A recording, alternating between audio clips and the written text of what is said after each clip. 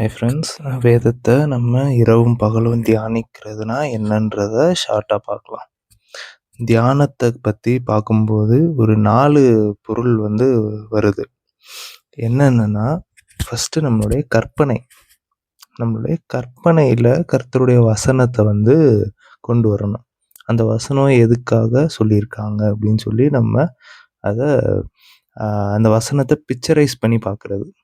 இப்போது உதாரணத்துக்கு, "நீ ஆசீர்வாதமா இருப்பாய்" அப்படின்ற வார்த்தைய நம்ம என்ன பண்ணணும்னா, கற்பனை செஞ்சு பார்க்கணும். நம்ம என்னென்ன ஆசீர்வாதத்தை ஆண்டவர் நமக்கு தருவார் அப்படின்னு சொல்லி, என்னென்ன சொல்லியிருக்காருன்னு சொல்லி நம்ம கற்பனை பண்ணி பார்க்கணும். அடுத்தது தியானத்தில் அந்த வார்த்தையை நம்ம வாயினால் சொல்லி ஜெபிக்கிறது. இப்போது ஆசீர்வாதமா இருப்பாய்ன்ற ஒரு வார்த்தையை, ஆண்டவரே இந்த வார்த்தையின்படி என்னுடைய வாழ்க்கையில் உங்களுடைய ஆசீர்வாதங்கள் உண்டாயிருக்கட்டும், எனக்கு இந்தந்த ஆசீர்வாதங்கள் என்னுடைய வாழ்க்கையில் நிறைவேறட்டும், நான் இவங்களுக்கு இந்த மாதிரிலாம் ஆசீர்வாதமாக இருக்கணும் அப்படின்னு சொல்லி நம்ம ஜெபம் பண்ணும்போது நம்ம சிந்தையில் அந்த வார்த்தையை தியானிக்கிறோம் அப்படின்னு அர்த்தம். இன்னொரு பொருள் என்ன வரும்னு சொன்னால், அதை நம்ம அறிக்கை செய்து சத்தமிட்டு ஜெபிக்கிறது. அதாவது வேற எந்த கவன சிதறலுமே இல்லாமல் அந்த வார்த்தையை நம்ம சத்தமாக ஜெபிக்கும்போது, அறிக்கை செய்யும்போது, அது நமக்குள்ள ஆழமாக பதியுது பார்த்தீங்களா? அதுவும் ஒரு தியானத்துக்கு பொருளாக சொல்லப்படுது. இன்னொரு வார்த்தை அதில் என்ன வருதுன்னு பார்த்தீங்கன்னா, அதை நம்ம ஆராய்ச்சி பண்ணுறது.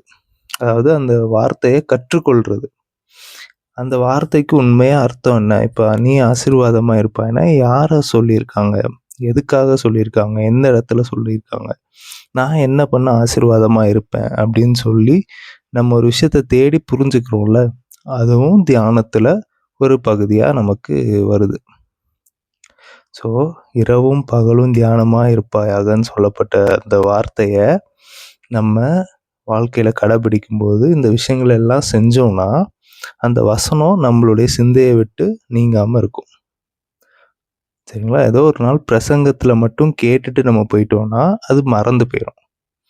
அதனால் நீங்கள் பிரசங்கத்தில் கேட்ட வசனங்கள், படிக்கிற வசனங்கள், உங்களுக்கு பிடிச்ச வசனங்களை இப்படி நீங்கள் தியானம் பண்ணும்போது அது என்றைக்குமே உங்களுக்குள்ளே இருந்து தேவையான நேரம் உங்களை ஆறுதல் படுத்த, பலப்படுத்த, உங்களை வழி நடத்த உதவியாக இருக்கும். God bless you.